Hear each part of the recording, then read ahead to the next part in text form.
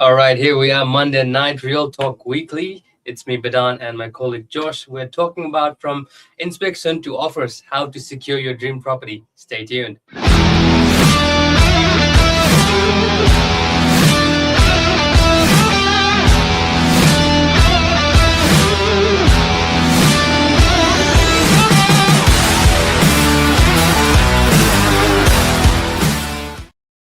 All right, how are we doing today, Josh? Good. Good. Oh, good night. Good night. Good Hello, night, everyone. Another session of Real Talk Weekly, and we Yeah. thought, given the environment at the moment, this Yeah. is definitely a time to get your buyers ready, because we're probably entering a buyer's market at Very this much, stage. yeah. So definitely a time for buyers to arm themselves and be ready. Because you might pick yourself up some good deals Very in the much. current market, Very much. from what we're seeing. But Bidan, this is something that you wanted to put Yeah, together. for So do you sure. want to hit us off? Maybe what we'll start off is probably your biggest, my biggest, and then we'll start from beginning to end, guys. Definitely. Like throughout this last few weeks, I've been seeing like there's lots of buyers coming through, but they're like not sure what they're actually after. So I think literally the first point is finding out your non-negotiables. Simple as that. Because I'll ask, okay, guys, what would you like? I'll fine tune your requirement, and they would say, yes, 1.2 million, any 2-bedroom apartment. Location, Northern Beaches. That's too broad of a requirement for yourself as well to go and inspect every single property. But at the same time, you won't know unless you actually go through it. So I think first thing is having a non-negotiables ready. For myself, I might need a lock-up garage. Like I need walking distance to the beach. Like what are your non-negotiables? And I don't think you will find a 10 and 10 property. Then if you do, the pricing won't be right. That's the normal math. I think the biggest thing would be that. Yeah, wow. What do you think? I'd have to say speed being one of my biggest. yes. Being prepared and speed, call to action. What I've generally seen a lot of the time in a couple of deals over the last couple of months is I've had some really keen buyers.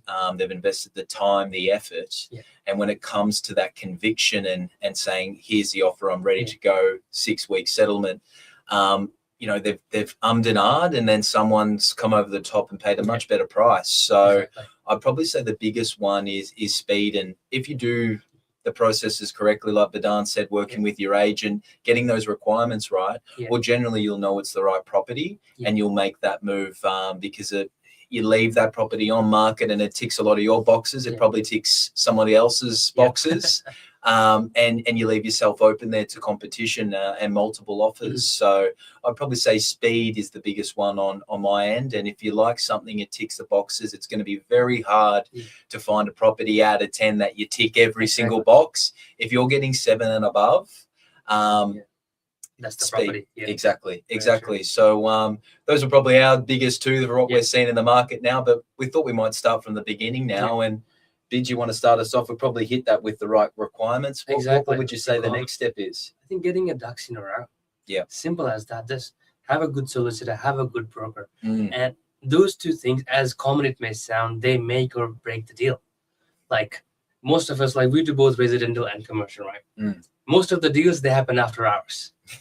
Right, we exchange a property on a Saturday. This is this Saturday. So most of the deals that happen after hours, and if you have a solicitor that does that extra hour, goes that extra mile for you, that's very handy. Because coming up now, Josh's point, speed is everything. If you want someone else, well, if it ticks your boxes, it ticks some other people's boxes as well. So I think having a good solicitor in hand always helps. That know inside and out of a contract what's better for you, that can act on your behalf and deal with the vendors. Solicitor, I think that's one of the main thing. And just getting pre-approved. It's like a credit card. You don't know how much you can actually afford. Like there's no point going out in the market looking at $3 million houses while you're only at a $2 million range. So I think that those two are the main next things that you need to know, because without a credit card, you don't know how much you can shop with. Definitely, I'd have to double down on Bidan's point there of a good solicitor. It changes everything. Not to say that anything bad on solicitors at all, but definitely in terms of the cost that goes to the client, limiting that back and forth. Sometimes you do see points that are pushed that don't need to be pushed. They end up buying the property in the contract as is. So I definitely think doing your shopping like you do for the property you're looking for. Do the same with your solicitor, because you're making one of the biggest purchases in your life, guys. So you want to ensure that someone who's advising you on this knows what they're talking about, has done it before. So really go out there, check with friends and family, check with your real estate agent. They've generally dealt with a couple of local solicitors that have been really good. And I'll tell you what, there is a massive difference. This isn't just about the speed of the transaction itself, but one thing definitely I want to touch on is timing. You'll get some solicitors 5:30 on the dot. You won't hear a peak. And I know we've got a couple of solicitors that I've dealt with where I'm going back and forth on emails 8, 9 p.m. at night. Makes a massive difference. Again, it probably limits that possibility of offer accepted the night before and then all of a sudden another buyer shows up. Exactly.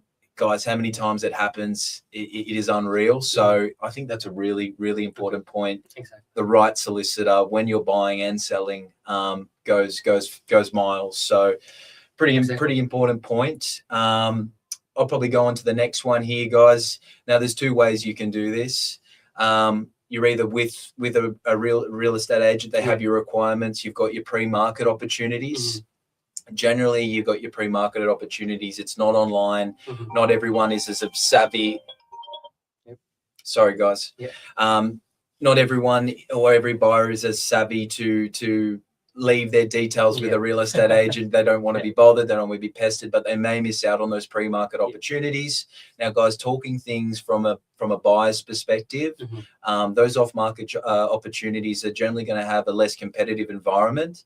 So if an offer that is presented to the landlord and seen as a good offer, there's none of that shopping and waiting for the next Saturday it's open and see how that goes. There's none of that sort of lingo. So pre-market being one. Number two, if you see a lot of the time I see buyers rock up to opens, but they've never actually inquired through email or through the portals. I would say if there's a property that really ticks your boxes, inquire, whether that be an email inquiry or a phone to the real estate agent themselves. You've got to remember they probably speak to, and I speak to probably hundreds of people a week. Being a top of mind with that agent on that specific listing, having that relationship early on, would then lead to things like private appointments. Guys on really good properties, like I've just seen something that I've just listed, had 14 people through on the Saturday. I'm busy taking people's names, opening up garages, asking questions, things like that. I really think a private inspection goes a long mile, because you're spending that half an hour solely with the agent. You're getting all the questions answered that might take time during the week going back and forth. So I'd probably have to say pushing for private inspection. If it's something you like, you get that chance one-on-one with the agent. You get to ask as many questions as you like. And you probably shorten that period of due diligence just from that one action. So that would probably be something that I push, because generally I see myself, I prefer private inspections because I actually get to speak to each buyer in detail, and whether or not that's the property for them and I get to help them transact faster. What I really get to begin to understand is their personal position, what they require, and refine that. So if I see something on a morning caravan, because we get to see those off-market properties first, following that Monday inspection of the property, I'm sending them videos. So, they're well ahead of the rest of the market, and that's going to be a competitive advantage. Very true. I can't put this highly enough. You don't have to like the agent. Just make someone a friend while you're looking. I often see people that have been looking for 6 months. They come to an open home, won't even say hello, just look around. It's like giving the agent the cold shoulder. They are the one who will help you, right? And Josh mentioned, if you have a good chat with them, let them know what you're after. Every time we see a property, there'll be a few people that will come to our head straight away. Like, oh, great, Josh came to my open. He'll love this property. It's a perfect townhouse for them. So if you make good friends with the agent, that'll take a long mile. And like I mentioned, you don't have to like them. It's only for a period while you're looking for a property. And something that this one particular couple did, which I really liked, because husband and wife, because they're looking at so many properties, what they did, they created a temporary email, right? Wow, that's a good pick. Yeah. So they put their first name, let's say, Mr. and Mrs. homesearch@gmail.com. Created that account, inquired on all the properties, and every time something comes back, they both have access to it. And after they bought the property, they just dissolved that email. Two things, both of them are on the same page. Second thing, you're not getting any spam emails after that. Yeah, well, I actually really like that. Right. I mean, yeah, that's something I really like. Yeah. Like you have to be organized, like hands-on and stuff. Be very alert what you want, what you don't want, and make friends with the agent. Follow them on social media. That's where the first thing it gets posted. And with private inspection, can't stress highly enough. Like us, an agent will love to speak to a buyer, and even if the property is not for you, we know what won't work for you. So they can say, "Oh, I like this, but not that." So we'll have that in the back of our mind, and when that property does come along, you'll be our first call. So Definitely. Those things are there. And if you're buying apartment with a strata, they have strata reports. Definitely look into these days. There's lots of buildings that will have remedial work for balconies, fire upgrades, concrete cancer if you're in front of the beach, right? So there's lots of things that you have to look into because the pricing alone won't give you all the information. You need to have a chat with the agent, ask them about the strata, how is the block maintained. Because we see people buy into an apartment and then 3 months down the track, bam, a massive levy comes along and everything's downhill from there. Yeah, definitely. I want to push on that point. Like overall, guys, it's all about organization because what can happen with the right organization and due diligence, that offer, we've got two types of offers, guys. We've got your 5-day cooling off period. Sometimes that is extended, and then we've got our unconditional. Sometimes you might not have the highest offer, but with those terms, vendors put a lot of value on an unconditional offer. So if you might not have the biggest pockets, but if you're the most organized and you've ticked the boxes you need to tick, and you've seen in the market, hey, this is a good property. I think it's well priced at where I'm purchasing it at. It seems to be at market value. Having that ability to go unconditional is a massive tick, and something that us as real estate agents probably push to our vendors. You can have that extra 20, 30, 40 grand, whatever the number may be. It's always going to vary depending on the purchase price. An owner will consider an unconditional sale as good as money in their pockets. So that's another thing, just to tie it all in around the back. Really, it comes down to organization, having the right people, whether it be the real estate agent, the solicitor, etc.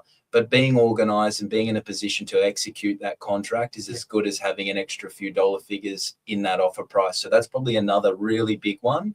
And I have to say, Bidan, I really like your buyer's idea of having that temporary email. It's always a fight with emails and phone numbers. I don't want to be harassed. I don't want to be annoyed. Exactly.